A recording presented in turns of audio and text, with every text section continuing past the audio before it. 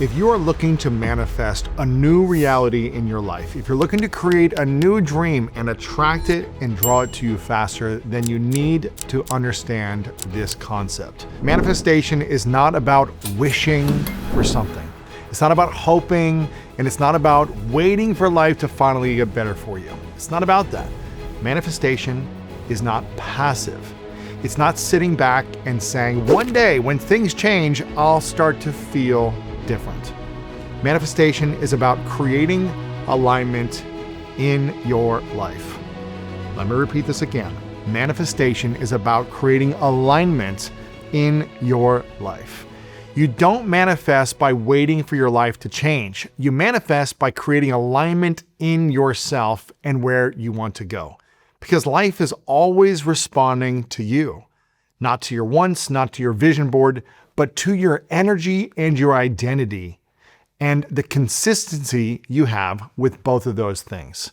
And I've lived this decades ago. I was struggling to find success, to find meaning, to find fulfillment, to feel loved and joy, and really to achieve anything. But I learned that I can shape my life by saying these 5 manifestations to myself and then taking action upon them daily. Consistency is what we need to do. And now I've attracted a life that is beautiful for me. It doesn't mean it's a perfect life that doesn't have any challenges that I need to overcome, but it is a dream life. If you would have told me 18 years ago when I was sleeping on my sister's couch that I would have the dream business, the business that I'd always dreamed of, creating impact, sitting across and interviewing some of the world's greatest leaders, and inspiring the world. That was like my dream that I would talk about.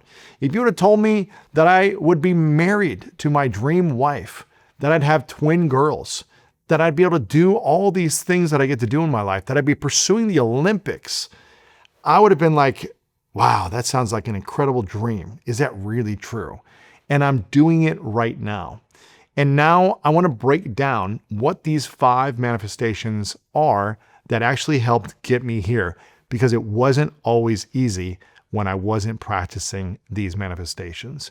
So the first manifestation, I want you to be thinking about this and saying these things. Manifestation number 1, I am worthy of the life I dream about. I am worthy of the life I dream about. This is the foundation of everything, because you will never outgrow the level of worthiness you believe you deserve. Let me say this again. You will never outgrow the level of worthiness you believe you deserve. You can have big dreams. You can have clear goals, a vision of what you want to create. You can even have opportunities show up all the time right in front of you. But if deep down you don't believe you deserve a good life, you don't believe you deserve a great life, you don't believe you deserve to be happy, you will find a way to push all the blessings away in your life. You will break it so you don't have to own it. And this shift happened for me when I heard my good friend, Dr. James Doty, talk about this a few years back on the School of Greatness. And Dr. Doty passed away recently, and it got me thinking about this positive message that he wanted everyone to know. So watch this right here. Everybody has an inner critic. It's just some are much more powerful than others. And so she also taught me to recognize that that wasn't truth. The inner critic. Yes, because if you, and being an athlete, I'm sure you know, if you tell yourself it's not possible, by definition, it is not possible. It cannot happen. And so when people listen to that, they're giving their self-agency away. And in some ways, this is the nature of how we take control of our manifestation. And as you know from the first sentence in the book, it says the universe doesn't give a about you because it has no to give. There is not some external entity deciding your fate because you're a good or a bad guy. But we have immense power within us to control our destiny. And when you give it away and listen to that critic, then you're limiting your beliefs. So the key is, how do you unlimit your beliefs, if you will? And that is understanding the incredible power you have within yourself. When you sit there and say every day, I'm not worthy, I don't deserve love, it's not possible, I'm an imposter, I can't do it, it's as if you're building a prison for yourself with bricks. Wow. And the wall gets higher and it gets darker and you feel more and more powerless. And you feel like there's some external force controlling your life. When you understand within you is an incredible power to change your destiny, and you have that power, and finally you recognize it, then extraordinary things can happen. And this is how you go from you being in charge, or let's say a belief that others are in charge, to actually you being in charge. The key idea here is about overcoming the inner critic by realizing that you hold immense power within you to control your destiny.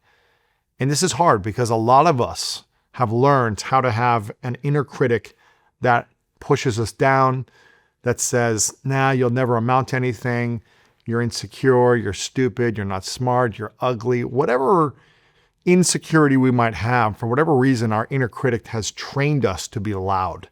And until we train something else to overcome that, that is going to be the narrative running inside of our own minds consistently. So many people want more out of life, and I'm sure you want more out of life, more success, more love, more peace, more freedom. But at the same time, they're carrying a quiet belief that says, who do I think I am to have that? Who do I think I am to have a great relationship where someone truly loves me for who I am? Who do I think I am to have financial freedom? Who do I think I am to have a job or a career that is fun and fulfilling for me? Who do I think I am to go after this dream of writing a book or starting a show or doing something crazy that my friends and family are scared of me even talking about? Who am I to think I have the ability to deserve that? That I really deserve that? Have you ever felt this way about anything in your life? Have you ever had this thought, who do I think I am to have this dream? Leave a comment if you've ever had that thought. Who do I think I am to have that? And that belief doesn't come from the now, it comes from the past, from childhood moments where love felt conditional for you maybe at different times, from failures that turned into an identity instead of failure being feedback for you, which is what I talk about in the greatness mindset, that failure is something that we should be excited about because it just gives us information, data. It gives you knowledge about what's working and what's not effective. But so many times people take a failure as their own identity, as I am a failure. I'm not smart enough. I'm not good enough. I'm not talented enough. Therefore, I am a failure. We need to shift that.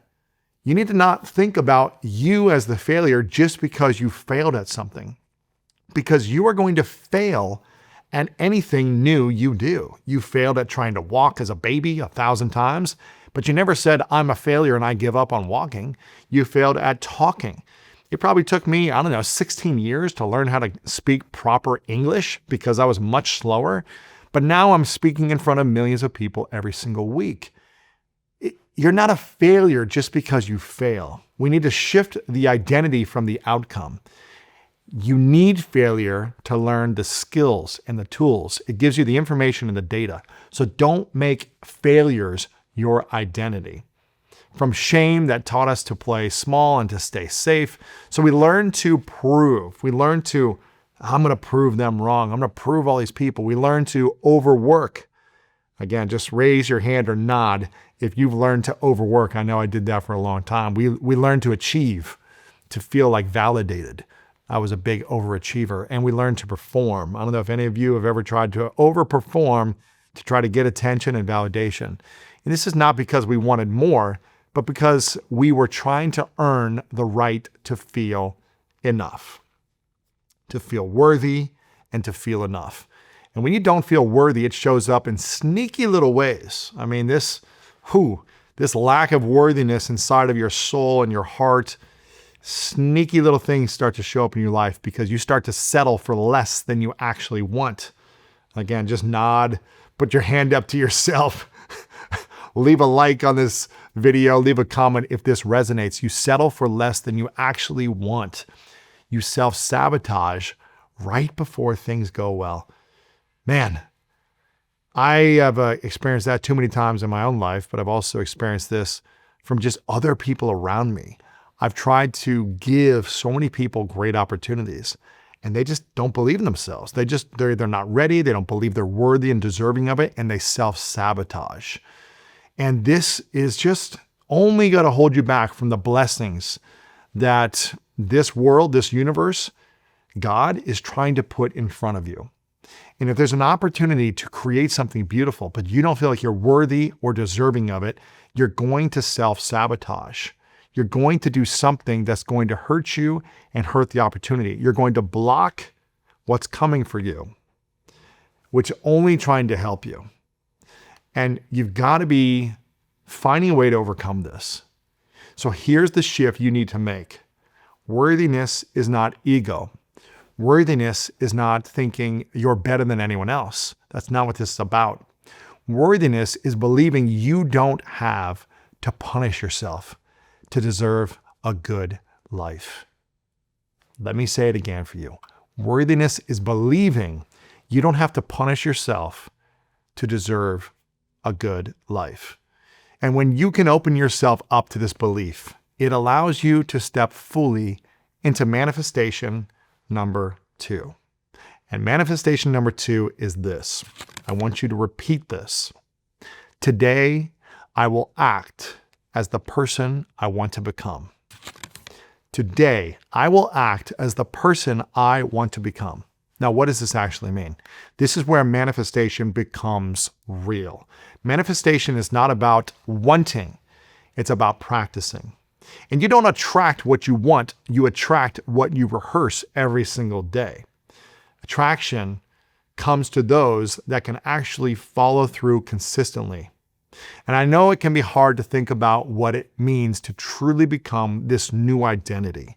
So I want to share this clip from my friend Jim Curtis because he shares the 2 powerful words that will make this shift stick. The I am is an incredibly powerful thing. First, let's talk about the I am as identity. So our human identity, when we say I am, it becomes reality. Our identity is our reality.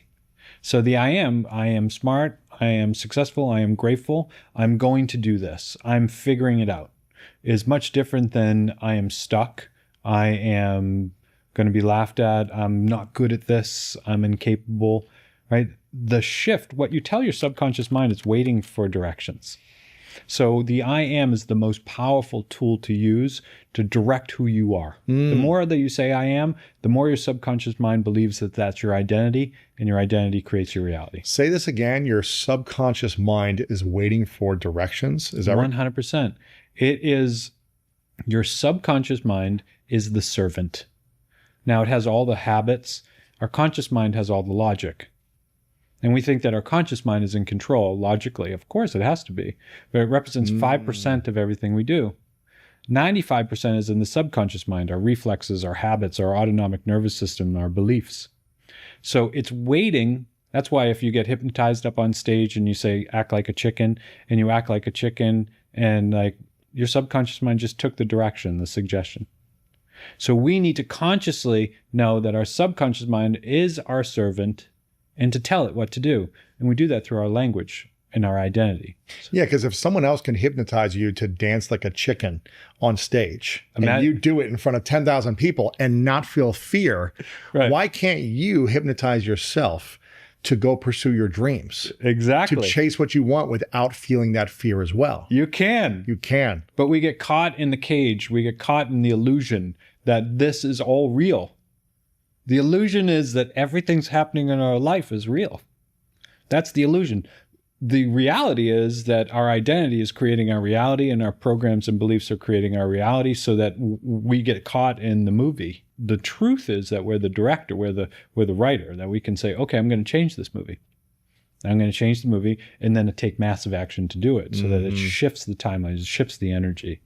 The second part of the I am, maybe the most powerful one, is the I am that I am. The I am that I am was you don't have to be religious to understand this, but the I am that I am was the first time that God ever really named himself in the Bible. Mm-hmm. And then the I am discourses was thought that the Grand Master Saint Germain came to us and dictated these 33 discourses on the I am. And what it basically says is that I am the source. I am the resurrection, the light. This is, take religion out of it. What that means is that everything around us, everything that we are, all this matter, all the light, all the manifestation, all of our reality, all of our thoughts, is this idea that we are the source, the creator, the void, the quantum, the universal mind, the collective consciousness, experiencing its own human life through us. We are it. And so if we can understand that we are the creator and that we can shape what we want, and it starts in this human life, both human and spirit, that we can start to use this I am that we take for granted. We say that's so the greatest spell of the universe we use so casually, that we can take it and start using it. So focusing on the energy, expanding into source, and then using the words to direct the subconscious. How powerful are words that we use about ourself in life? So powerful. Our body is listening. Our body is listening to every word that we say. Every word that we say is creating our reality because it creates our identity. We believe it. The key takeaway here is the power of the I am, and we have the power to change our reality. Your future self is not someone you have to wake up as one morning. Your future self is built through small, daily, consistent decisions. How you talk to yourself when you make a mistake. How you respond when fear shows up. How you handle failure without quitting on yourself or believing you are the failure. How you handle success without self-sabotaging once you have this acknowledgement, this audience, this financial abundance, this accolade, this new position, because no one really teaches you how to handle success. And so therefore, a lot of people are afraid of success. This is one of the three key things that limits us, the three main fears that I talk about in the greatness mindset as well. The fear of failure, the fear of success, and the fear of judgment. And this is why confidence doesn't come from thinking positive thoughts. Confidence is built by keeping promises to yourself. The smallest of promises, the biggest of promises. The ones that are small timelines to the ones that take years to fulfill.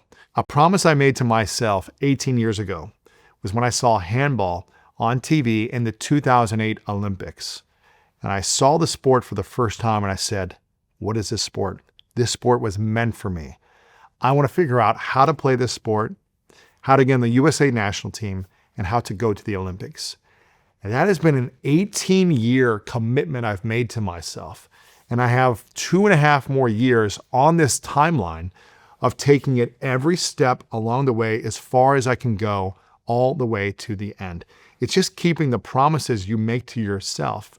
And sure, there might be a season where a promise gets broken because a new doorway opens or that doorway shuts and it tells you you're not meant to go there anymore. But when you still have the dream, the desire, and the ability to go for it, even when the odds are against you, even when the chances are small, you have to keep your word to yourself, because confidence is built by keeping promises to yourself. And when I started the School of Greatness, I wasn't a world-class interviewer. I had no clue what I was doing. I shouldn't have been able to do what I'm doing now. I was a guy with a laptop and a lot of nerves. But I decided to act like the person who had a top-tier show. I showed up early. I researched for hours and I prepared. I acted like the professional I wanted to be before the world called me one. And every time you do what you said you would do, even when it's uncomfortable, this is when you start to build self-trust. This is when you start to build this inner confidence, this belief that, hey, maybe I can do this. Look what I just created in this month, in this 6 months, in this year. Now at the School of Greatness, it's been 13 years.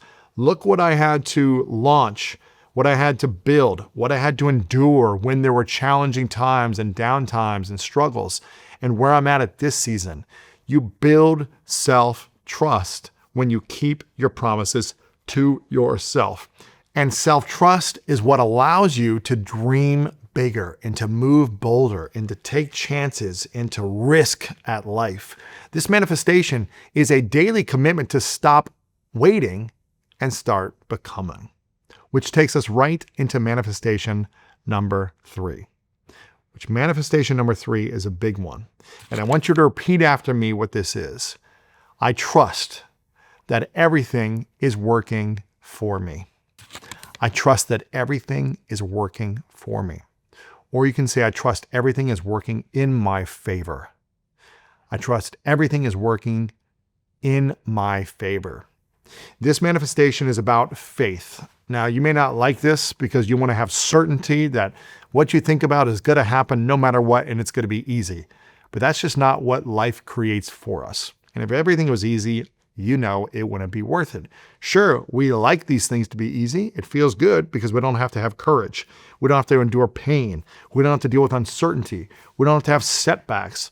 Sure, if it was just all handed to us, it wouldn't be called life. This manifestation is about having faith, not blind faith, not denial, but a deep, grounded trust in the process of life. And I know you don't want to hear this, and I know you don't want to hear trust the process. The universe is going to give you everything you need. I know you don't want to hear this. I don't like hearing this either. But gosh, I've just experienced it so many times that when I put trust in the process of life, and when I put trust in God, and I ask God, where do you need me to be? Which is something that my wife, Martha, continues to remind me. When I feel friction, when I feel like, why isn't this thing working easier? Why isn't it working out? Why does this process have to be so hard? She says, remember, ask God. And you can ask the universe if you don't want to ask God. You can say, universe, God, where do you need me to be? And when you have faith and you have a trust in life that everything is working in your favor, when I look back and I think about breaking my wrist and losing my dream of being a professional athlete, sleeping on my sister's couch for a year and a half, making no money during a recession of 2008, 2009, being like, why is this happening to me? Why am I struggling so much? Why is it so hard to make money? Why am I going through all these relationships that are failing? Why am I dealing with so much internal suffering? Why? I had all of these seasons of life where I was just questioning, why is this happening to me? As I've learned and I've reflected, I'm like, I wouldn't have this incredible marriage with these two beautiful twins had I not learned those lessons in those challenging relationships. I would not have the tools emotionally to navigate where I'm at now. I wouldn't have the business skills if I wasn't broke for those almost 2 years where I had to learn the hard way about certain things and find mentors. I wouldn't have been ready for what I'm creating now. We need those seasons of uncertainty, of scarcity, of sadness, of loss. We need those in some ways to enrich us, to develop the soil within us to start creating a richer life. But if we don't have a deep, grounded trust in the process of life or in the trust of God, and if we don't say, God, where do you need me to be? Not, this is where I want to be, so make it easy for me. If that's where he needs you to be, cool. If that's where the universe wants you to be, the best use of your abilities and your talents, cool. But sometimes you get rerouted. A relationship doesn't work out. A career doesn't work out. Something happens where it reroutes you. It puts you in a different direction. And I know that's happened for you. I know you've had setbacks. I know you've gone through a relationship breakup. I know you've had an injury that forced you to stop a certain career or dream or something, but it's led you into a beautiful season of life. And when you can reflect back and see, now that makes sense. If we just trust the process of life when things are going challenging and we ask, where do you need me to be? Then we start to hear better. We start to listen better. We start to communicate better. We start to develop better. Because when you don't trust life, you try to control everything. You overthink things. You force timelines. You need them to happen now. You panic when things don't move fast enough. Nod your head if this is resonating with you, or if I'm the only one who's ever been through that. And control, let's be honest, it is exhausting. Sure, I like having a sense of control. I like knowing that I can run my business a certain way. I can structure my time with my workouts at a certain time. I can do certain things and have a schedule and an organized life. But controlling outcomes and controlling everything and everyone in your life, it's exhausting and it doesn't work. You cannot control everything and everyone. Control keeps your body tense. Control keeps your mind busy and loud. Control makes it hard to hear your own intuition and to hear the message from the universe or the message from God on what God or the universe wants you and needs you to do. Trust doesn't, it's not going to hurt you. It does the opposite. Trust creates a sense of peace, and peace creates clarity. Clarity leads to better decision making. It makes better decision making because now you're in alignment. Again, we go back to the first one. You got to be in alignment. When you're in alignment, then you know what to make decisions on better. You can make clearer decisions because you're now in alignment. You're not going off track based on you. And I want you to look back at your life and you'll probably see this, that some of the things that were most upsetting about losing, about hurt, about pain, ended up making room for something better in your life, right? Some relationship that, man, this was like years. We were trying to make it work and then it ended and it was just miserable and we lost all this time and then boom, you met the person of your dreams within the next year. Or it unlocked the next season for you. Some doors have to close because they were too small for who you were becoming. Some of these old doors in my life, they needed to close, and because I lacked the courage to close them myself out of fear, they were smacked closed in my face. And I had to experience more pain because I wasn't willing to go through the challenges that I knew I was meant to do them. And trust doesn't mean you always are going to understand why something's happening. In fact, you're probably not going to understand a lot of these things. Maybe 20, 30 years down the road, it'll make sense. But it does mean you believe there is meaning, even when you're not sure of what it is and you're in the middle of the mess. That's what it's all about. And again, I mentioned earlier about, I had a dream of being a professional athlete. I made it to the Arena Football League. I was getting paid. I was living my dream, playing in front of thousands of people, catching a football. This was my childhood dream. And then all of a sudden, boom, I run into the wall trying to catch a football. I break my wrist. After the season, I have a surgery on my wrist. They take a bone out of my hip. They put it in my wrist. I'm in a cast for 6 months. And it wasn't fun. It wasn't pretty. It was exhausting. It was painful. I had 15 staples in my hip that I had to remove eventually. And the dream was over like that. Boom. No more football. No more dream. 15 years of pursuing this thing, gone. In a moment, it felt unfair. It didn't feel, it was like, what's the point of this? Why am I being punished? Why is this happening to me? I worked so hard for this dream. I sacrificed so much. I did all the right things to get here. Why me? Why now? And I get chills just thinking about it. If I knew that something was greater for me coming, then I probably wouldn't have resisted it as much and been as depressed for as long as I was going through that transition. Now listen, it doesn't mean when something's bad is happening in your life or you're going through you get fired from a job or a relationship ends or whatever it might be, it doesn't mean you can't feel the range of emotions of sadness, grief, loss, uncertainty, fear, concern. It's okay. We're human beings. It's normal. But when we can get back on the train of positive thinking and manifestation around alignment and say, I trust the timing of my life. This is happening for me. It's happening for a reason. And it's so hard in the moment because it doesn't make sense.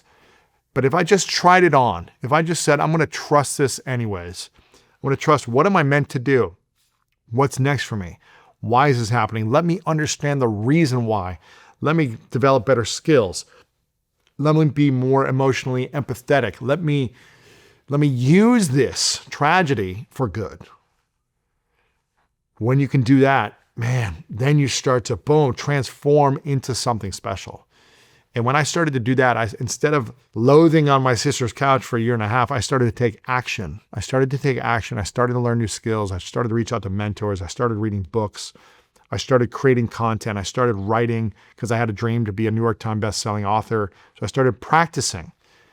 And the next 8 years became a practice for me to launch the New York Times bestselling book, to launch the show, to launch the business. It was just practicing and failure over and over again. But that failure became feedback and became little belief and micro belief into bigger beliefs. So I need you to start thinking about that if you're going through a hard time in your life right now. What does trust look like for you when you're in the middle of uncertainty? What does it look like for you? And that leads us into the next manifestation, which is manifestation number 4. Today, I choose courage over comfort. Today, I choose courage over comfort. Every great life requires courage. Gosh, I did not like having courage when I was younger. It was just really hard for me. Even in my 20s, it was really hard. Heck, 30s, it was really hard. Now that I'm in my early 40s, I feel like I've went through so much pain because I lacked emotional courage to have the hard conversations, to make decisions I know I needed to make, but I delayed as long as I could because I didn't want to experience that pain. Man, courage. It is an incredible gift you will give yourself if you can get comfortable being courageous every single day in every single way. It doesn't mean it's going to be fun or enjoyable, but man, you're going to live such a better life. Every great life requires courage, not just once, but over and over and over again in every area of your life. Every relationship, it requires courage if you want to have a better relationship. Everything you do requires courage. And my friend Price Pritchett talks about this concept of being anti-fragile. And I want you to watch this right here. It's powerful. But talking about this thing about we need friction in our life, or too much equilibrium is a dangerous thing. But people it's kind of that status quo. Mm-hmm. Nassim Nicholas Taleb wrote this book. He's written several, Fooled by Randomness, The Black Swan, and he wrote this book called Anti-Fragile. I love that book. Now, that book is that thick. And he is an amazingly smart guy. But he talks about how some things benefit from being punched around, from friction, from setbacks, failures, stretching, putting yourself out there and taking the blows, the slings and arrows of life, as opposed to sitting in your house, leaning back in the watching TV all the time. And he says, okay, here's a good way to picture it. Let's say that you have a box of fine crystal Baccarat crystal champagne glasses, and you're going to send them to Prague, some friend in Prague, okay? So how do you package? You package these very, very carefully, and then close the box and you stamp all over it. Handle with care, fragile, fragile, fragile. Handle with care. Okay. But let's say because it gets damaged by friction, we'll say, or turbulence, change. Well, let's say that you've got a basketball. You're going to send it to Prague. So you put it in a box, package it, throw it in there and everything. If it gets slammed around, the box kind of crusted, okay, the ball is resilient. Yes. The ball comes back and so forth. No damage to the ball. It's right back the way it was. But if you have something else that benefits from change, from turbulence, from friction, you would put it in there. You wouldn't put any packing around it or anything, and you'd stamp on the outside Throw it around. Throw it around. Yeah. You know, sling it this way, whatever. It's anti-fragile, and it's good for it to get that. Well, that's what we need to make ourselves. We need to make ourselves anti-fragile. And that means we need to create this equilibrium in our own lives. We need to stretch. We need to do things that are kind of difficult for us. Mm-hmm. And then we become less fragile. Yeah. We become better than resilient. We grow from it. Yes. We don't just get back to where we were. We get better. We become different. We become a different person. Yeah. That's one thing about the difference between small goals and big goals. There's a lot that's been written about the small goals, you know, little bitty goals.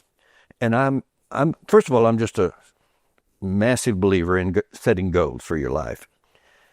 Small goals are good for to-do lists, or if you're trying to develop a habit and some of those kinds of things. But small goals create small energy. Mm-hmm. They attract small resources. And they're very, very incremental. Big goals create energy. They stir you up. They make you more creative. They attract other people. People want to be part of it. And so when you set big goals, you don't just achieve more, you become more.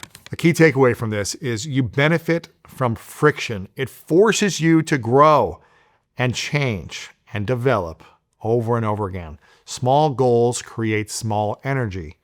Big goals create bigger energy. You don't only achieve more, you become more. And that's what this is about. It's not about achievement. It's not about making more money. Those things are going to come. All that stuff is going to come. The accolades, the awards, the success, the followers, the sales, the growth, the money, the all these things are going to come. But stop thinking about just them. Sure, it's great to have goals of what you want to accomplish and achieve. I do that as well. But more importantly, you want to be thinking about who you want to become. Who do you want to become on this journey? If you're insecure right now, then your goal should be, I want to become more confident. I want to become more empowered in my body when I'm normally insecure, whether it's around speaking with friends or colleagues or on stages. I want to become more confident. Well, to overcome insecurity, that means you have to put yourself in situations where you feel insecure over and over again and practice and overcome it. And over time, you will be more confident in those things. That is how I have done everything in my life, because I was the most insecure kid growing up. I was in the bottom of my class. I felt stupid. I felt unworthy. I didn't want to be alive. I would get into trouble and I'd go to the principal's office and I'd say, I wish I were dead. I wish I were dead. I wish I were dead. I would repeat this over and over again because I would get in trouble so often because I just struggled so much in school that I didn't have the emotional tools to be like, you know, in 30 years, it's all going to work out as an 8-year-old. And, this is all happening for you. And even though you have no friends, you get into trouble all the time, you can't pass any classes because you're not smart enough to pass any classes. This is all my internal critic. But it was validated by having the worst grades and no friends and people laughing at me and picking on me and picking me last and all these things. So I was so insecure. The past kept me feeling insecure. And when I created a game plan for myself, when sports came into my life and I started to find ways that I could be more confident, I found a tool, sports. Sports became life. It's where I learned everything about life by playing sports. You've got to find out what that tool is for you. Where is the gift that you are excited about that you want to get better in? Is that art? Is that drawing? Is that music? Is that sports? Is that content? Whatever it is it relationship advice? Is it money? Is it health and wellness? What is that tool that you can lean on to build some confidence in your life? And then how can you find the things you are most insecure and make those things that you are the most confident in? For example, I could not speak on stage to save my life. If I had to stand up in front of the class, 20 kids and read aloud, when I would do that, I would sweat, I would tremble, I would stutter because kids would make fun of me because I could not read. When I went into 8th grade, I had a 2nd grade reading level based on the tests that they gave me. So I just struggled. So it meant I was very insecure. I had no confidence in doing that skill. Now, when I turned 24, 25, I'm sleeping on my sister's couch, and I'm a grown adult, but still a little boy inside. I'm a 24, 25-year-old man with the insecurities of a 5-year-old boy. I remember thinking to myself, in order to get any job, I need to have confidence being able to speak in front of a boss, someone hiring me, my colleagues, a boardroom setting, whatever it might be. I need to learn how to communicate effectively to be able to enroll people in who I am, in my abilities, in what I'm presenting. I need to be able to enroll people. But I have no abilities on how to do this right now. I can't do it. I couldn't do it at 25. And so what I did is I found a mentor who is someone who is a speaker professionally, someone essentially doing what I wanted to learn how to do, the confidence to speak professionally in front of others. I didn't know I was going to be speaking professionally in the future, but I wanted to have the skill set to be able to communicate effectively without fear or insecurity. And he said, join Toastmasters. Go once a week for a year and report back to me at the end. Toastmasters is an international organization. I think it's like $50 to $100 a year to be a member. And you get a workbook that gives you 10 different speech exercises that you have to complete over the year. And each one is about 5 to 7 minutes long of a speech. And you need to complete them to develop skills. It just gives you practice in front of a group setting where you can hear other people speak, you can speak, and practice your speaking ability. And I remember I joined one of these clubs in Columbus, Ohio, called Midday Toastmasters. And it was terrifying. It was the scariest thing that I probably ever done in my life. And I got up every single week and I practiced speaking. And I was the worst person in the room. They were all professionals. They'd all wore suits. I was wearing like a t-shirt. I was like just got out of, I had a cast on in my first few sessions because I was still recovering from this surgery. And it was terrifying. It was humiliating. It was embarrassing. It was so uncomfortable. But every week I showed up. I would record the speeches. I would watch them back. I had someone help give me feedback. And I just said, how can I be a little bit better and practice the skill every single week? By the end of that year, I was getting paid to speak on stages. Now, it wasn't tons of money at that time, but I was making around $500 to speak because I just went all in on improving the ability to communicate in front of others. And I remember I practiced for 2 weeks to give my first speech. I kid you not, I was so nervous. Just thinking about the idea of getting in front of 20 people made me nervous for weeks leading into it. And I wrote my speech word for word, and I looked down and I just read my speech the whole time. I didn't look up once in my first speech. But I did it. I showed up. I built a rep. I showed myself I can humiliate myself and get through it. And then each week I got better and I practiced and I improved. And that helped me build confidence. But we can't create just these tiny little goals because, again, like Price Pritchett said, you benefit from friction. It forces you to grow and change. Small goals create small energy. Big goals create bigger energy. And you don't only achieve more, you become more. I wasn't trying to make tons of money as a speaker. Now my speaking fees are multiple 6 figures for me to speak in front of an audience for 60 minutes. And if you would have told me this when I was 25, 17, 18 years ago, if you would have told me this, I would have been like, you are out of your mind. There is no chance. But I just kept showing up for myself to become more, not necessarily to accomplish more, to become less insecure. And when you make a commitment to go all in on your fears, your fears will eventually disappear.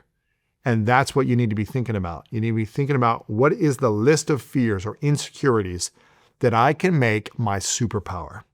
If you are insecure and you're afraid to speak and use your voice, it means you are meant to be a communicator. It means you are meant to guide people. It means you are meant to use your voice to bring hope, to bring inspiration, to bring positive encouragement to someone. But you've got to learn how to do that for yourself first. Comfort feels safe, but comfort also keeps you stuck. Comfort tells you to stay quiet, to avoid the hard conversation, to not rock the boat. Don't put yourself out there too much. Courage is different. Courage is feeling fear and moving toward it anyway. Courage is being seen when you'd rather hide because you don't want to be embarrassed. And I'm telling you, when I went all in on the speaking, when I went all in on the podcast, when I didn't know what I was doing, it unlocked incredible things for my business. But when I went all in on the thing that I was truly the most afraid of, which was opening up about sexual trauma that I experienced when I was a kid, and I opened up about it publicly on my podcast, I thought my life was going to be over. I thought I would have no friends. I thought my business would be done. But I felt like it's something I needed to do. I needed to practice the courage and share. And I was like, if I can help one man who's been through some type of sexual abuse in the past, or one woman who's experienced this, who has been living in shame, who's been living quietly in fear, who's been traumatized over and over again because they've been living with this stress in their life, this trauma in their life, and it's been stuck in their body. If I could help one person, then it's worth it. And I did a whole episode about this over 10 years ago, and it completely changed my life. And I got hundreds of essays that people wrote in saying thank you, and then starting their healing journey in that as well.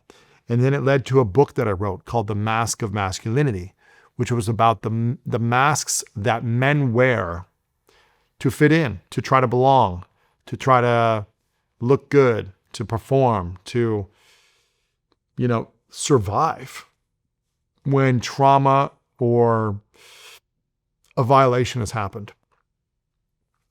And I started understanding the mask that I wore for most of my life, to perform, to achieve, to try to feel loved, needed, and worthy. But really deep down inside, I didn't feel worthy at all. I was running away from the past, chasing things to try to make myself feel better. And no matter how much I achieved, I still never felt enough. And so what you really need to understand is that courage is not a personality trait. It's a daily decision. And saying this manifestation to yourself every day allows you to make that decision easier and easier.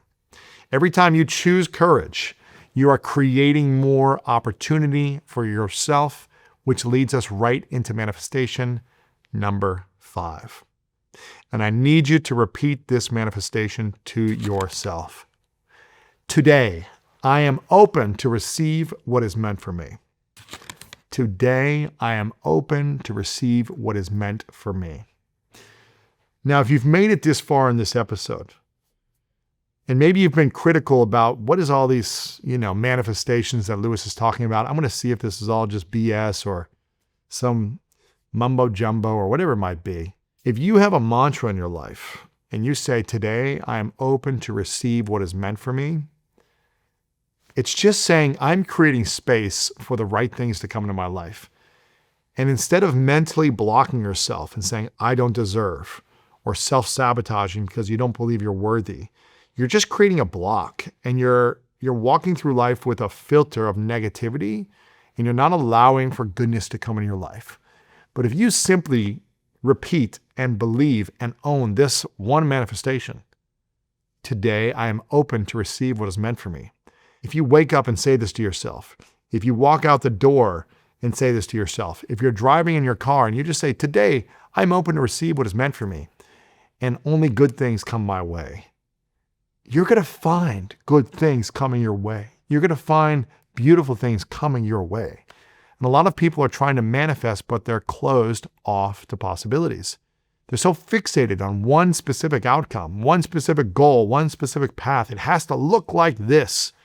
They can't see the opportunity sitting right in front of them.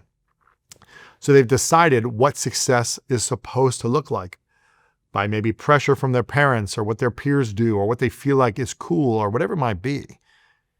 And without realizing it, they've shut the door on something bigger, something more lines, something they couldn't even have dreamed of. Again, when one door closes, it's opening the possibility for something much greater that was meant for you.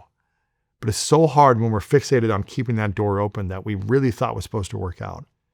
But when you have the trust in the previous manifestation, and you have the belief that something great is going to happen today that is meant for me, then man, good things are always coming my way. Good things are always coming my way. Great things come to me every single day. A lot of people are working hard, but they're working alone. They're carrying everything themselves. Let me know in the comments or just nod to yourself right now if you feel like you put the weight of the world on your back and it just is carrying this tense load and you feel like your shoulders are always tight because you feel like you have to hold up this emotional baggage. It is exhausting. Let yourself relax. Stop trying to carry everything yourself. People are trying to force the timeline, trying to just, I need this to happen now. They're stuck in the mentality of, if I don't do it, it won't get done. But receiving is not weakness. Receiving is trust. Receiving is believing that life can meet you in ways that you did not expect. And it could surprise you if you allow it, if you allow for the abundance, if you allow for the support, if you allow for the possibilities to just make magic in your life. Life becomes magical. Receiving is allowing for people, conversations, instructions, and opportunities to move you forward instead of you pushing everything forward alone. And I want to share a piece of my conversation recently that I had with Rhonda Byrne. And she talks all about the need to be more open to the will of the universe. Let's watch this right here. It's a piece of cake. Really? Yeah. And I think one of the things that trips people up is they try too hard, like they're trying too hard. But, we deserve everything that we could possibly want. And so there's no, the universe, to put it, sweetly kind of, the universe wants us to have everything and to live a full life. And so, yeah, it's not a battle or anything like that. So I think sometimes we just try too hard, and trying, of course, says that I don't have it yet. Really? Yeah. Well, isn't there something around putting in effort or putting in focus or putting in some energy to developing a skill so that you can receive more of what you want? Or is it really as simple as just kind of let it go and allow things to come to you as they come? Well, I think if you, with a skill you can't just pick up a violin and be a maestro, yeah. Right. So, and those kinds of things we all tend to love anyway, learning things and accomplishing things and building, businesses and all of those kinds of things. But we certainly do not need to put as much effort into all of that. Everything is coming from the mental first. Whether we realize it or not, it is. Every action we take is a thought first. Every word we speak is a thought first. And so if we did more mental preparation before we took an action, that action would be so smooth and just flow, and that's kind of the part that in the future civilization will definitely realize and get really good at. And there's an opportunity for people to get really good at it now. So life's not so hard. Go big, think big. Yes. What have you got to lose? Think big, go on, and you can put lots of small things, there too. I want a new pair of Nikes, or I want this, right. Think small things, but think big things. Because one of the tricky things I think with people is they haven't ever stopped to think about what they want because they think they can't have it. And so to think about what they want is too painful. So they don't do a list. That's the last thing they want to do. It seems so far away. It seems so far away and impossible, and it's just going to make me feel bad that I can never have it. Because I was born here, I don't get those lucky breaks like the person over here that's really lucky. Right. And so that's why it's so great to write a list, because for many people who follow this, I bet they've never written a list before of what they want. No limits. Yeah. A friend and mentor of mine who told me, he grew up without a lot of money. He lived in Southern California, but he was probably 2 hours away from the ocean. But he always dreamed of like having a house by the beach in the ocean. And he was like, when I was in my 20s, I would just visit the ocean and look at the houses. Then when I started to make a little money, I was still so far away from affording it. But I was like, what if I just rent the house for a day to experience what it's like being in that kind of property, looking out on the beach? And I think the closer we can get to dreaming it by writing it down and making a wish list, and then getting closer to the experience, even if you just touch it, touch the car you want to buy, touch the house that you want to live into, or rent the house for a night. You can't buy the whole thing, but it's like rent something like it and see what that experience feels like for a day, for an hour, for a moment. You can go on Sunset Boulevard and rent a Ferrari for 30 minutes if you want to, for $100. Wow. Experience the feeling, right? Get around the feeling. So good. I love this quote that said, the universe wants us to have everything and to live a full life. It's not a battle. People haven't stopped to think about what they want because they think they can have it. And this manifestation is about releasing the need to control the how. How is this going to happen? How am I going to make this? How is this going to be done by the time I want it? You may know the direction, but you don't always know the route. And sometimes the route that actually gets you there looks nothing like what you thought should be doing yourself. It's not the exact path that you wanted, but it still gets you there. And sometimes what you're asking for, it doesn't arrive at all, or not as exactly how you requested it. It arrives as a conversation you almost didn't take. It arrives as a location that you almost didn't go to, an event that you were going to say no to and you went last minute. And then boom, the person you needed to meet, the thing you needed to hear, the sign that you needed to see, oh man, it just came to you. And it reminds you to keep going. It's almost like as an invitation you almost said no to. I know you've experienced this. If you're here so far in this episode, this means it's resonating with you. Like this has happened for you before. And this is a reminder for you. It might have shown up in your life as like a delay. Like you had to wait in line longer, you missed the bus and you were delayed, or that flight got canceled and you're like, oh, why did this happen to me? But it forces you to slow down. And something else comes your way. That's another sign. It could be a redirection that takes you off your plan and on to a better one. But you only notice these moments when you're open, when you're not clinging and putting the weight of the world and the responsibilities on your back constantly and feeling stressed and just keeping your head down. It's like when you're not clinging to how it's supposed to happen, things will start to unfold. When you're willing to say, this may not be what I planned for, but let me pay attention to what it's trying to show me. Receiving requires humility. It requires a letting go, a surrender. And that's hard to do. It's not enjoyable to say, I surrender, just show me the way. It's not easy. It requires you to let go of the identity that says, I have to do this all by myself. And it requires you to trust that support doesn't diminish you, it expands you. So this manifestation is not about waiting, it's about awareness. It's about staying present to what life is offering, not just about what you are chasing. So say this with an open heart. Today, I am open to receive what is meant for me, and beautiful things come my way. Even if it doesn't look like what I thought I wanted, beautiful things come my way. Even if it requires me to change direction, beautiful things come my way. Even if it comes through other people, beautiful things come my way. These are not just words we're talking about here. These are daily practices. This is a way of being. These are daily reminders of who you're becoming. I want you to say them. I want you to feel them. I want you to live them. Because when your words, your beliefs, and your actions match and align, your life will expand in beautiful ways. Your life will change. You will evolve. One day, one decision, one manifestation at a time. If you've enjoyed this, please like it up, leave a comment of what resonated for you, because I believe that you're deserving and worthy of a beautiful, rich, abundant life. One of peace, one of harmony, one of powerful, beautiful relationships, one that brings you a lot of joy. But you've got to get in alignment with yourself first.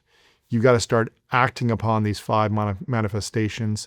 I believe you're worthy and deserving of a beautiful, rich life, but you've got to be willing to act upon these 5 manifestations on a consistent basis. And we're all going to go off track at times. No one's perfect here. I'm not asking you to be perfect, but I am asking you to practice these things daily to the best of your ability and watch what unfolds. Watch what unfolds in the next few days. If you say these 5 things just for 3 days in a row, I want you to see how you act differently, how your energy shifts, how things start to come your way, how synchronicities, signs, conversations lead you into the path that you desire. And again, I want to remind you, if no one's told you lately, that you are worthy, you are loved, and you matter. You need to have a single season in your life, and here's why. We live in a world that tells us, don't be alone, or find someone fast, or being single means something is wrong with you. But what if being single isn't a problem that you need to fix?